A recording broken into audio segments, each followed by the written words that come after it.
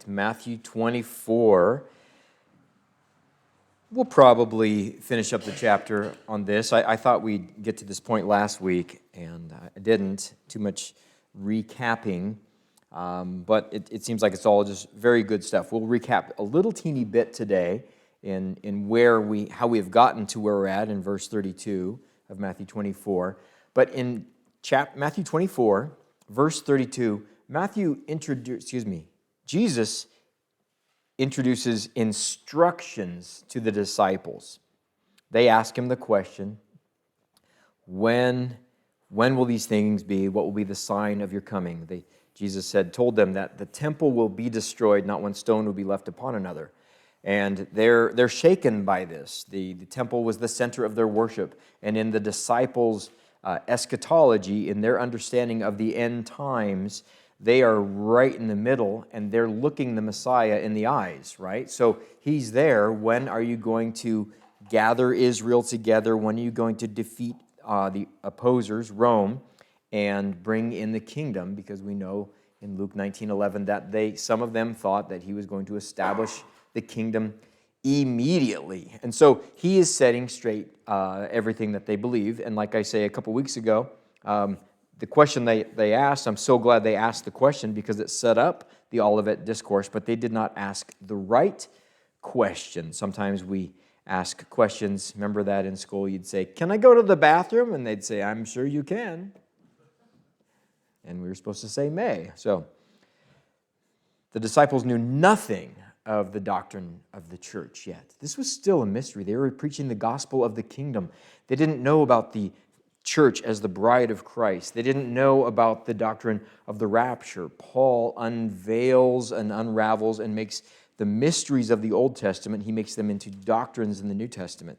Jesus spoke of these things, and then Paul clarifies and writes it down as doctrine for us in his epistles, and we see it clearly, more clearly laid out by Paul. But Jesus, I believe, speaks about the rapture of the church in the second part of the Olivet discourse. He gives instructions starting in verse 32.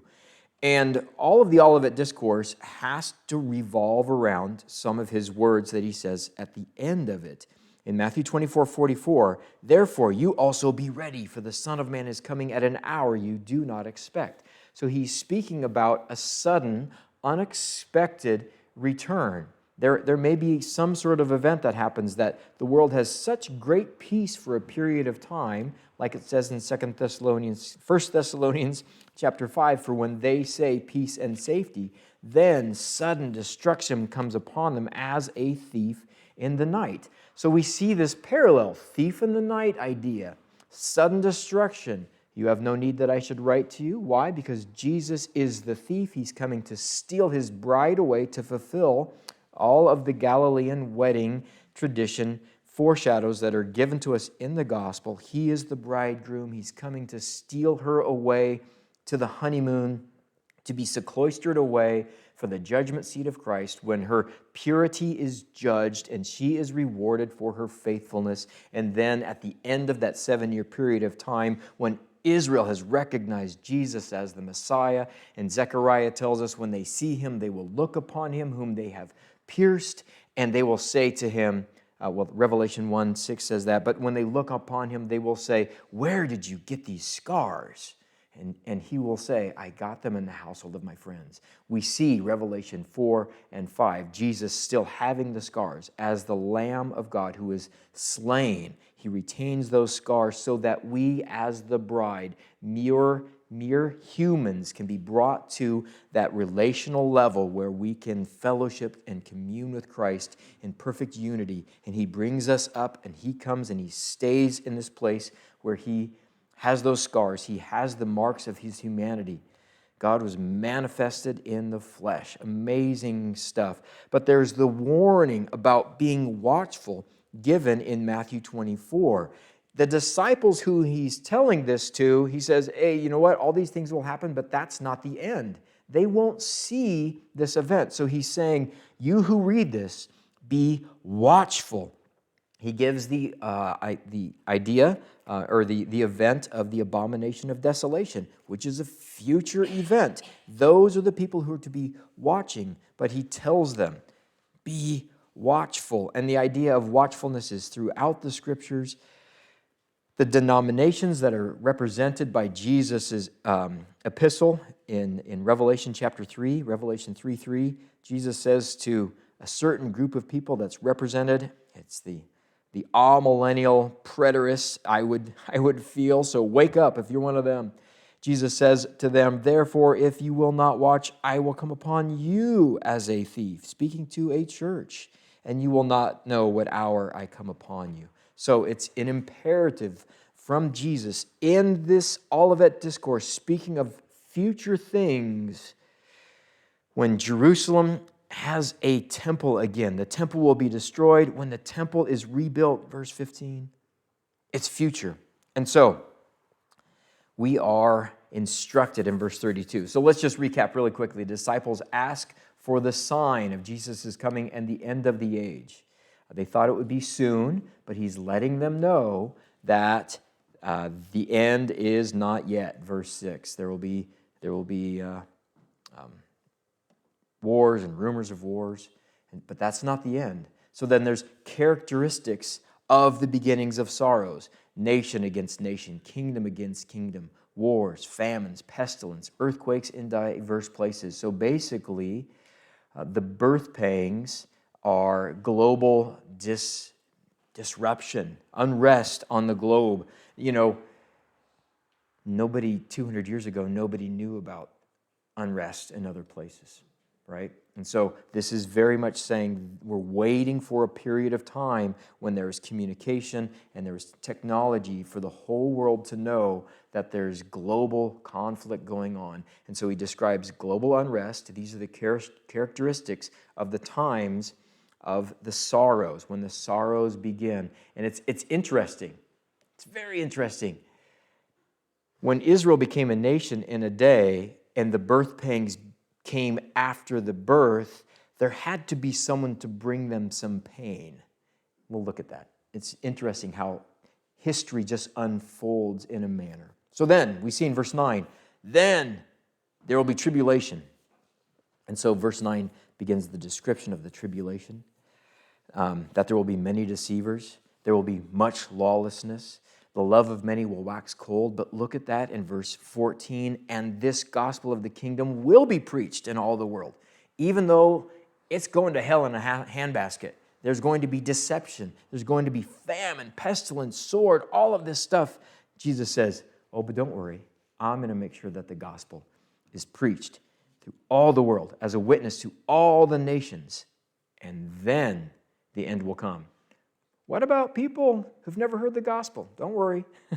Then the end will come after all have had this opportunity. Verse 15, this great marker in this, the great tribulation, the abomination of desolation, which was spoken of by Daniel. And then he says, understand that, right? So this is a prefigurement of what's going to happen. 2 Thessalonians chapter 2, verse 3 and 4, that the covenant will be broken. Midpoint, the Antichrist will stand in the temple. I guess it's better if I read it to you.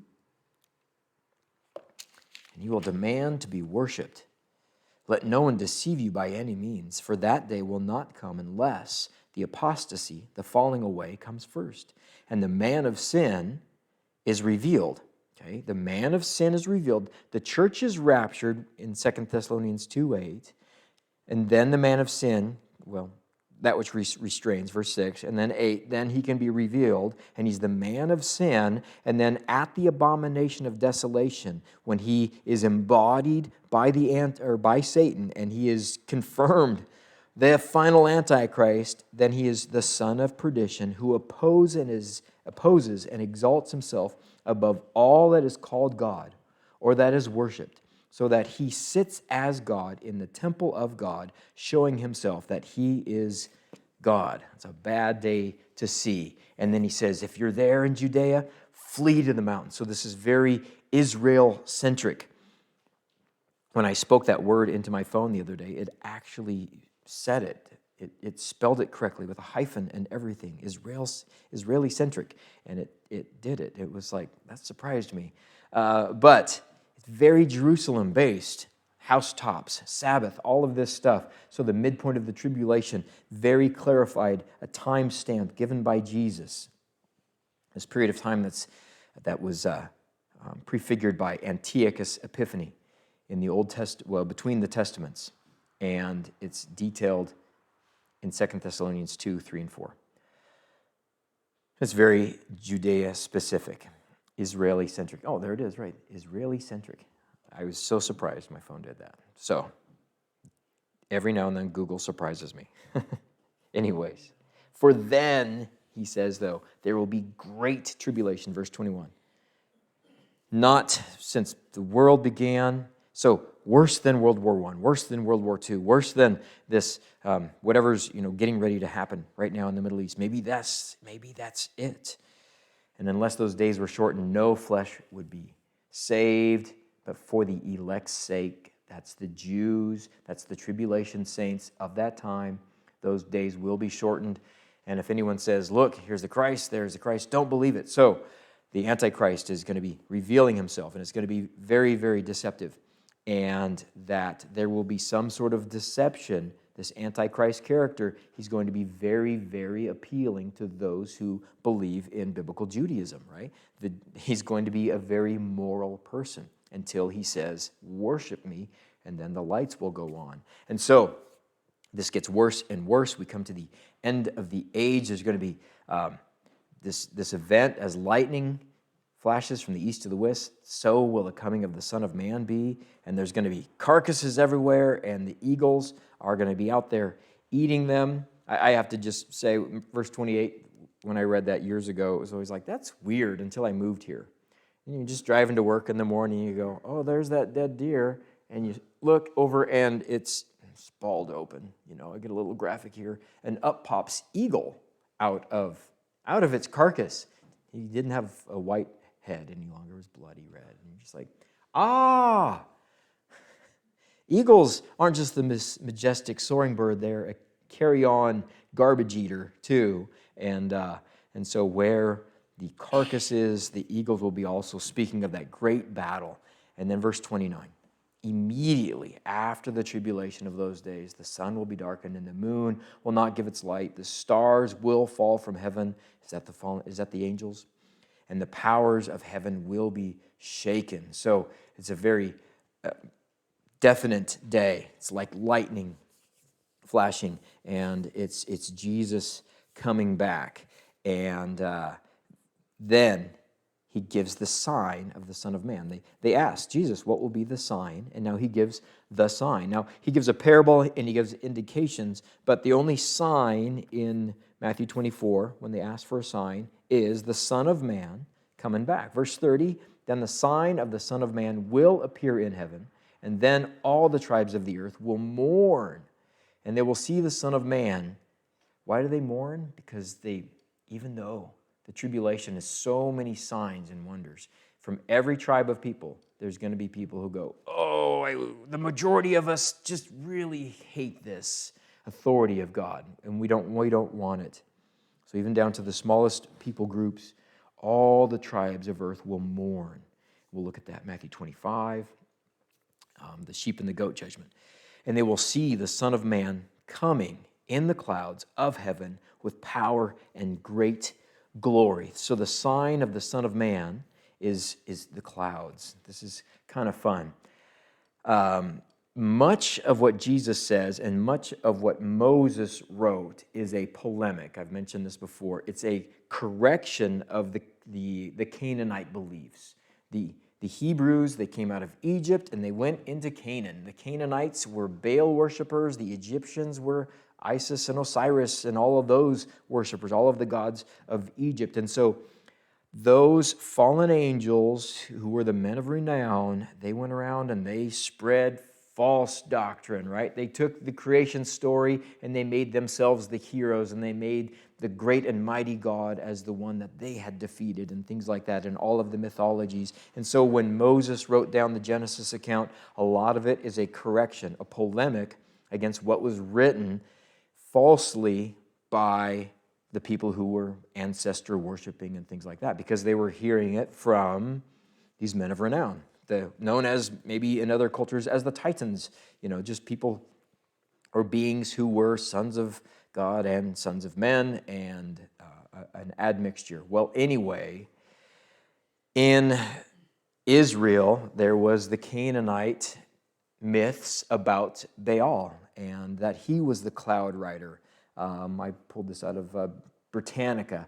In the Ugaritic, the cloud rider, Ugaritic and Hebrew, Baal's epithet is the storm god. He was he who rides on the clouds. In the Phoenician, he was Baal Shemen, the Lord of the heavens. So the Jews had this false god who was the cloud rider, but it's Baal. It's just Baal Shemen. It's Satan, right? And he's saying, I want to be the one. I want to be like the Most High. And so Jesus says, no.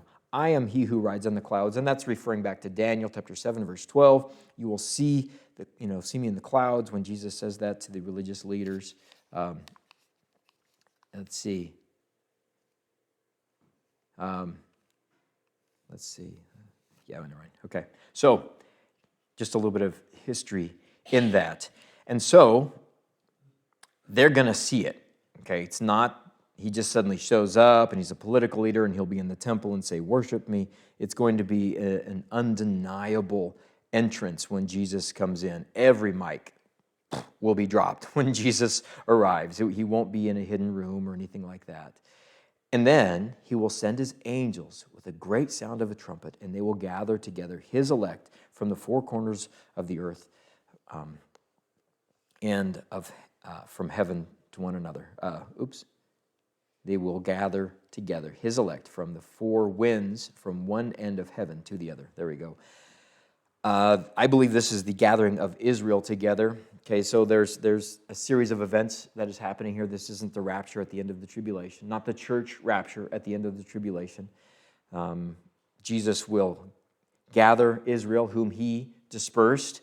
Remember in 70 AD, this final dispersion of the Jews, and now they're gathered back into Israel for the final time, and they will be gathered from all of the nations back to Israel. The people who are genetically Jews who miss the rapture because they're not Christians and they go into the tribulation, and the 1/3 of all Israel who get saved during the tribulation, they will make it through, and then he will bring them back to Jerusalem and introduce his bride to them. And just like a marriage, a Galilean wedding festival, that the groom would present his pure and holy bride to his family, and then we will rule and reign, and it's going to be amazing.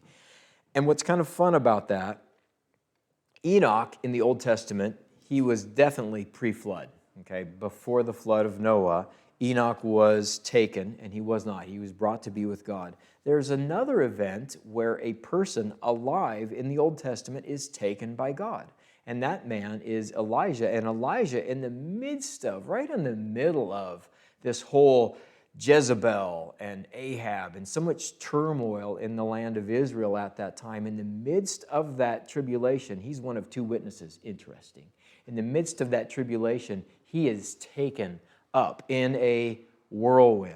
Okay, so in the midst of this whirlwind, Israel is taken. So I think we have Old Testament prefigurements of a rapture of a pre-Jewish man who walked with God 365, and that's a picture of the church taken out before the flood came upon the earth. And we see Israel taken up in the midst of a tribulation, and a time of tribulation when there was two witnesses. Kind of interesting.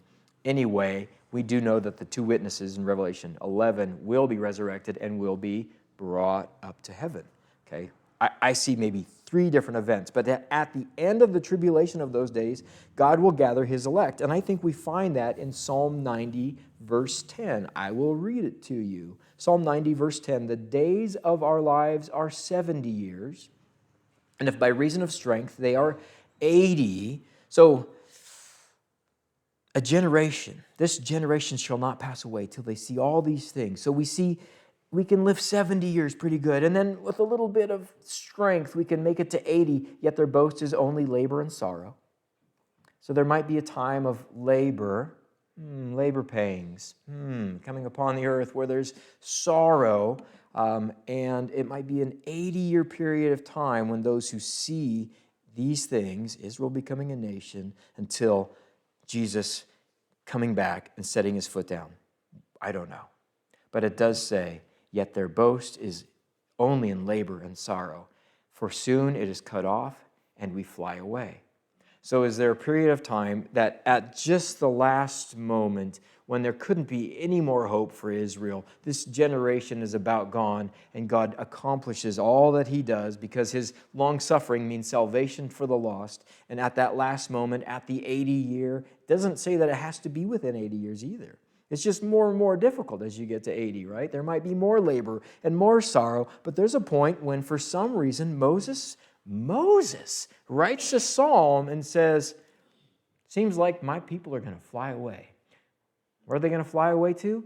Now, the Jews, their inheritance is the millennial earth, right? So they fly away to Jerusalem, God's promised land to them. That's my interpretation of these things anyway. And so that's just kind of a fun thing to think about. All of these things are prophetic, and a lot of it is speculation, and we try to speculate within the scriptures and how we understand things. But, so, like prophecy, interpretation, if it's clearly not heretical, like not about Jesus, this is about an unknown people group that we haven't heard of yet, and, whatever, that's heresy. But if it's about the subjects in the Bible, I think we're okay to speculate a little bit on that. And now we come to verse 32. We're going to come to Jesus' instructions about the end of the thing. Because we just, 29 through 31, clearly that is the end of the tribulation of those days, right? So now they said, Jesus, what will be the sign of your coming? Oh, I'm coming in the clouds. And the end of the age.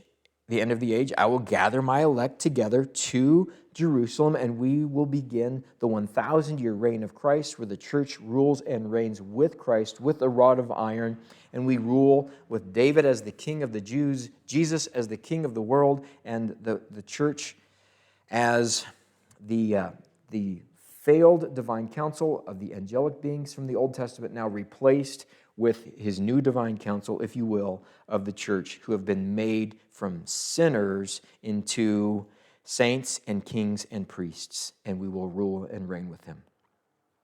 So now he gives instructions about the timing of this. And this is where I think that we see, from this point on, he is giving us more than what they asked for, and he's going to tell us about the rapture. Now, learn this parable. So the word now is, especially in conversations, is to draw attention to a particular statement.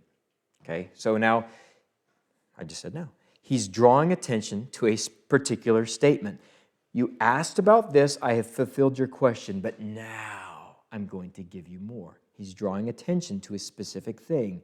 Learn. Okay, now, a lot of the time, Jesus gave a parable. Jesus told them a parable. Now, there's a couple other times when he says, go and learn what this means. I desire mercy and not sacrifice. But there's times he says, go and learn. Now, I'm drawing your attention to this, learn this. Okay?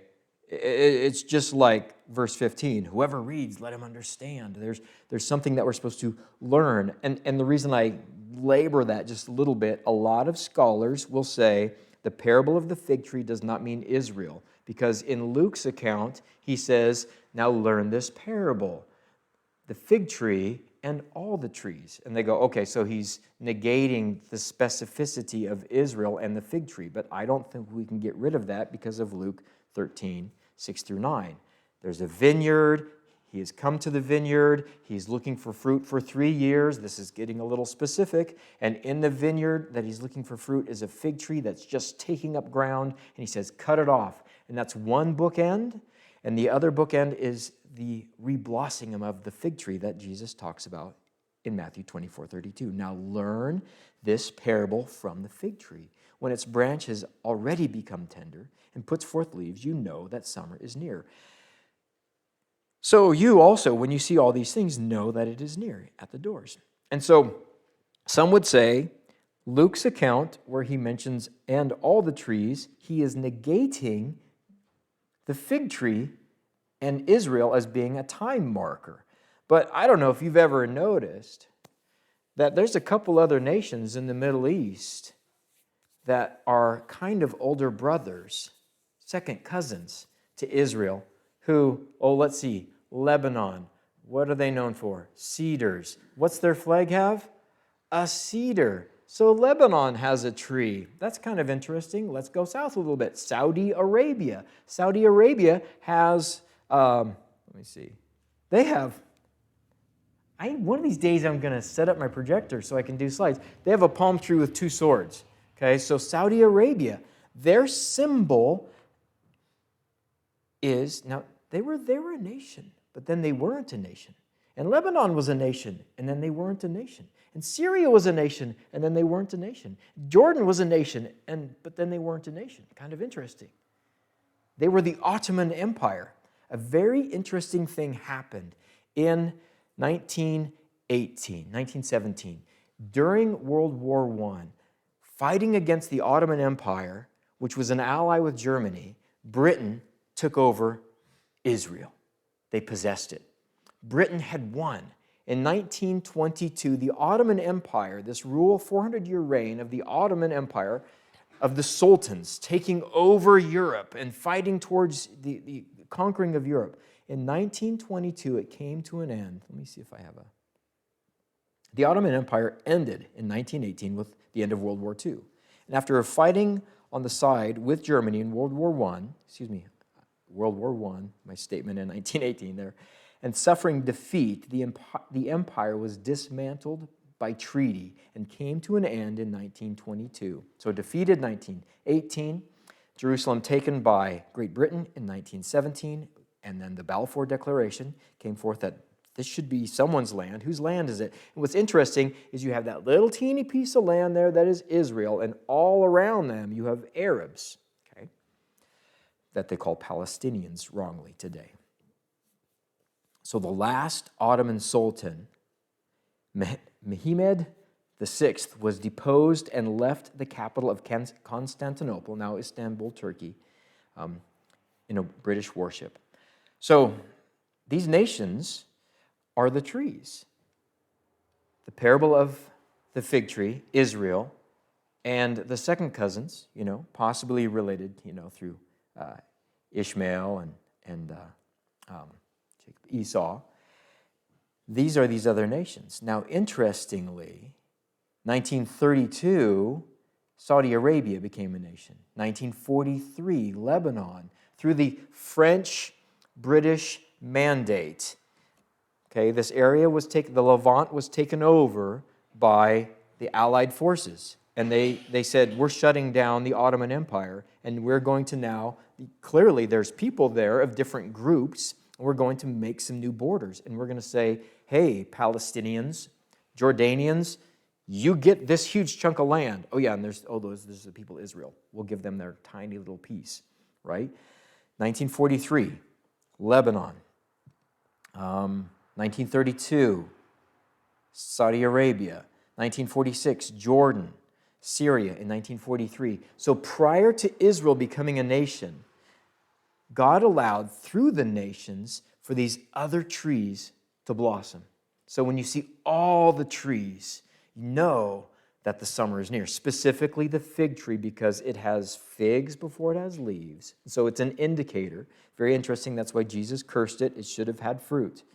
And so these nations become nations. So the minute that Israel becomes the nation, that they sign their Declaration of Independence, all of these nations that have been nations for a few years before, who've never let loose of the animosity towards the Jew, says, we will kill you. Psalm 83, we will shove you into the sea. Very interesting. So I think very clearly that the parable of the fig tree is Israel. And so now, okay, he's bringing specificity to a time about something to learn. When you see this, know that the time is near, okay? Even at the door. So there's an urgency to it. Every time Jesus uses this at the door, behold, I stand at the door and knock. He says to the church in Laodicea, Why? Because he's coming with the rapture, and they don't know him. There's an urgency to this. James uses the same thing. Behold, the Lord of hosts is at the door. Okay, stop fighting inside the house, because he's going to open the door, and then everyone will be accountable. So, verse 32 and 33, we have instructions beginning about the timing, the sign to look for. Verse 34, assuredly I say to you, this generation will by no means pass away till all these things take place.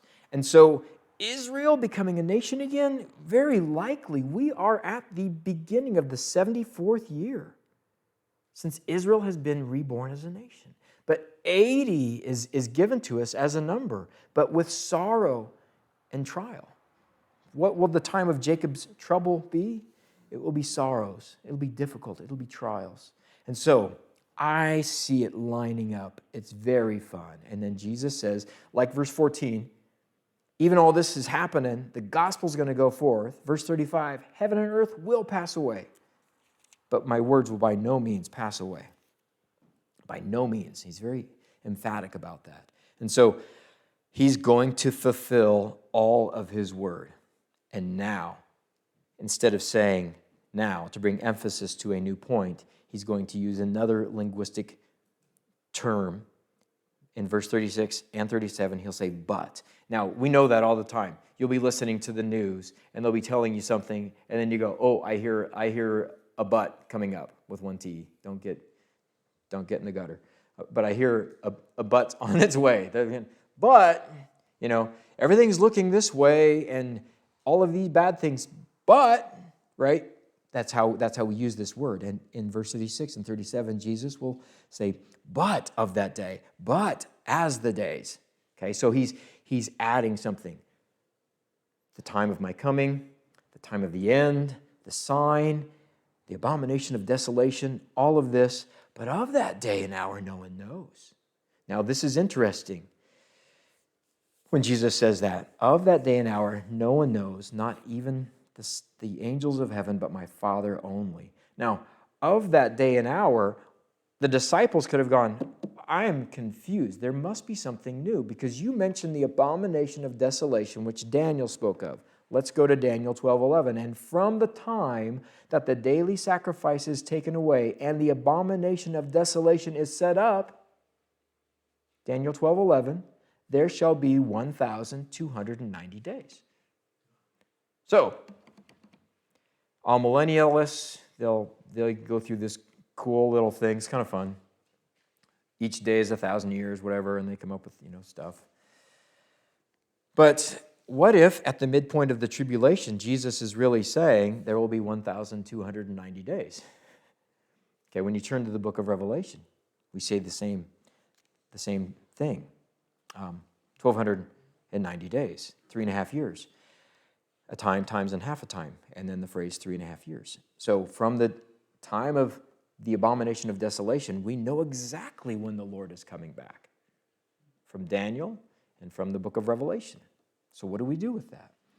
We go to the rapture. Okay, it's just that simple. It really is that simple. And it was really difficult for me, because commentaries I had been reading for years and years said that this is the rapture is not in this passage, and this is speaking of the second coming and the judgment. But it doesn't make sense, because we have verse 15 and 16, 17. With the abomination of desolation, you go to Daniel 12, and you have the exact 3.5-year period of time. So we know exactly to the day when the Lord will come back in his second coming, as the lightning flashes from the east to the west, as he comes riding on the clouds and sets up his kingdom. And so,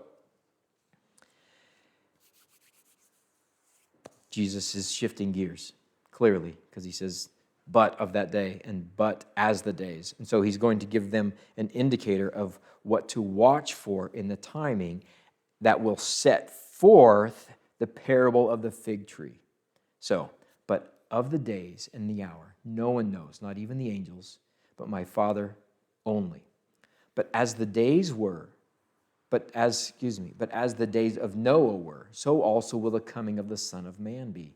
For as in the days of Noah, before the flood, they were eating and drinking, marrying and giving in marriage until the day that Noah entered the ark. Now, I don't disagree with a lot of people who like to do the interesting speculation about the future rise of the final Nephilim-styled character, the Antichrist.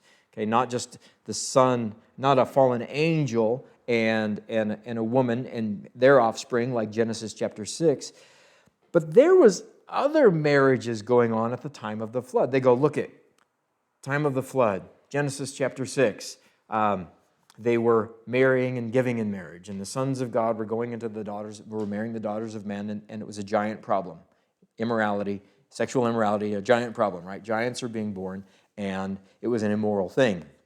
And, Jude and 2 Peter talk about this. They didn't keep their first domain, and they're judged, and it's an interesting history. But that's Genesis chapter 6, and they go to that. But Genesis chapter 7 also speaks about marriages. It's kind of interesting. I don't know. Noah's sons all had to get married before they got on the ark. So those 3 boys got married. It's kind of an interesting thing. And so just who is Jesus talking about when he says them and they? Okay, we'll look at that now. In the light of Genesis chapter 7, Noah's sons' wives, Noah's wife, all getting on the ark. So some marriages happened there. But verse 37 again. But as the days of Noah were, so also will the coming of the Son of Man be. For as the days before the flood, they were eating and drinking, marrying and giving in marriage, until the day that Noah entered the ark. So we have the antecedent to verse 39, we have Noah and his family, and did not know until the flood came. So just the context. Now, like I say, commentaries that I used to read, and I've found more. I've actually found so many good scholars that they'll say, no, this is the rapture. It was such a tradition that this was not speaking of the rapture, it was speaking of the second coming. So I was afraid to say, hey, do you think maybe this could be the rapture? Around my other friends, because they'd be like, you're a heretic, and then they'd stone me to death, and that's always just, the end of a bad end of a day. Anyways, but Noah entered the ark and did not know. So he didn't change the subject. He didn't say, and Noah entered the ark, but the world did not know. Okay, so he's still speaking of Noah, and I'll prove that from this text and Genesis, and or what proves it for me, anyways. And Noah entered the ark and did not know until the flood came and took them all away. So also will the coming of the Son of Man be. So the flood comes and takes them all away. We'll look now at verse 39. Jesus will use the Greek word airo, arrow. It's like to be arrow, like lifted up, right? And it actually means that. It means to atone for and to be lifted up. So they did not know until the flood came and took them, arrow, all away, arrow. Okay, so he's emphasizing that they were lifted up and atoned for. The Greek word airo, iro, is in the Strong's definition, by implication, to take up, figuratively, to raise the voice, to keep in suspense, especially to sail away or weigh anchor. I think that's really fun. So Noah was lifted up, they weighed anchor, they sailed away, if you will, and by Hebraism, you compare the Hebrew word nasa. This is so easy for me to remember because NASA puts things in the air, right?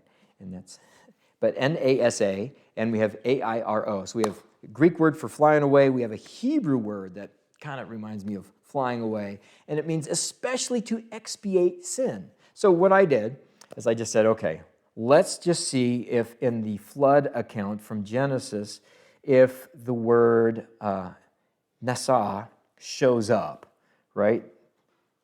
The synonym from the Greek, airo, is nasa in the Hebrew. So Genesis 7:15. And they went into the ark to Noah, 2 by 2, all flesh, which is which is of all flesh, in which is the breath of life. Sorry about that. So those that entered, male and female, of all flesh, went in as God commanded him. And the Lord shut him in. Now, verse 17, now the flood was on the earth 40 days. The waters increased and lifted up the ark, Nasah. That's the Hebrew word, which is the synonym for the Greek word, arrow, which Jesus says, and the flood came and took them away, uses the word arrow twice. Okay, so Nasah, the flood came and took the ark, Nasah, and it rose high above the earth.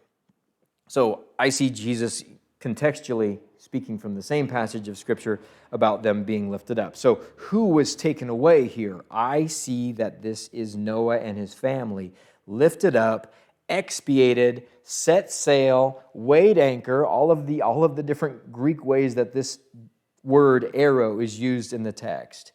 So, or the textual word is used in other texts.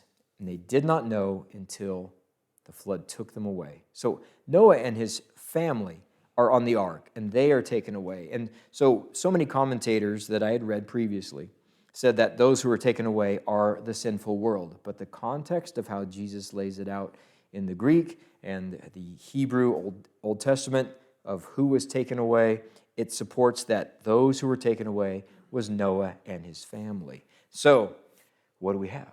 We have Noah and his family knowing that judgment is coming. We have Noah and his family who are the ones who understand that judgment is imminent. Noah was watching.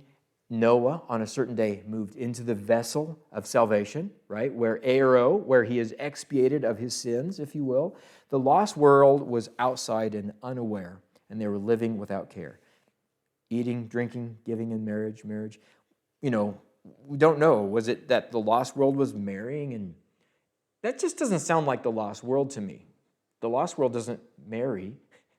They live in sin instead. You know what I mean? So maybe it's talking about Noah and his family. But definitely those who were carried away, it's not to judgment, it's to salvation that's being said there. So Jesus is introducing to me the idea of the rapture with Noah and his family. They are carried away. And they're carried away with the Greek word airo, expiated, lifted up. And now this is really great. So verse 39, the word took and away are the Greek word arrow. But then in verse 40, English translators use the word taken again. Then two men will be in the field, one will be taken. You go, okay, well, took and away was arrow, so taken here is going to be the same word, right? No, he throws in another word, paralambano. Okay, paralambano, the first use of it, Matthew 1, verse 20, Matthew 1, verse 27, I think it is also, that Joseph came along and took Mary to be his wife.